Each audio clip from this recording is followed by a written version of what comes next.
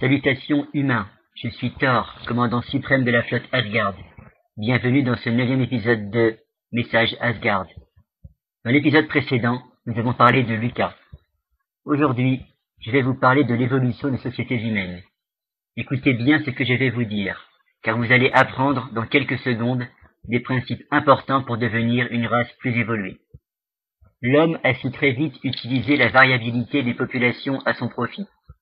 L'évolution dirigée par l'homme, ou sélection artificielle, à cause de la sélection par les éleveurs et les cultivateurs, se produit depuis des millénaires. Il avait été remarqué depuis longtemps que les animaux d'élevage héritaient, dans une certaine mesure, de caractéristiques de leurs parents, et nul n'aurait songé à utiliser ces bêtes les plus malingres pour la reproduction.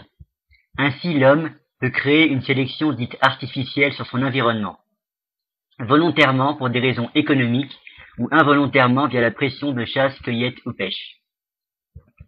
En informatique, l'efficacité du processus de sélection naturelle a inspiré la création d'algorithmes évolutionnistes, comme par exemple les algorithmes génétiques.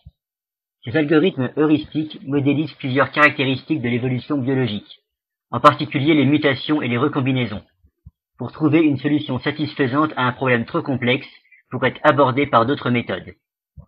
Nous, Asgard, avons remarqué que la théorie évolutionniste est parfois mal admise en dehors de votre communauté scientifique. Pourtant, la science est la seule chose qui peut démontrer et redémontrer un processus.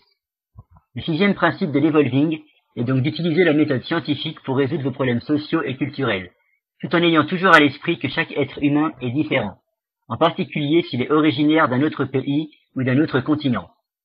On appelle méthode scientifique l'ensemble des normes guidant ou devant guider le processus de reproduction des connaissances scientifiques, qu'il s'agisse d'observation, d'expérience, de raisonnement ou de calcul théorique. Dans le cadre d'une théorie établie, un chercheur peut observer une anomalie ou explorer de nouvelles conditions expérimentales. Il réalise ses propres expériences et les répète d'abord pour lui-même, puis pour les documenter et les publier. Chacune de ces publications scientifiques constitue un constat élémentaire. C'est la méthode expérimentale, le début d'une découverte scientifique. Encore une fois, utilisez les principes de l'evolving pour trouver le juste équilibre et former vos sociétés idéales. Vous êtes encore loin de l'aboutissement ultime de la civilisation. Dans le prochain épisode, je vous parlerai de l'univers. Recevez mes salutations galactiques.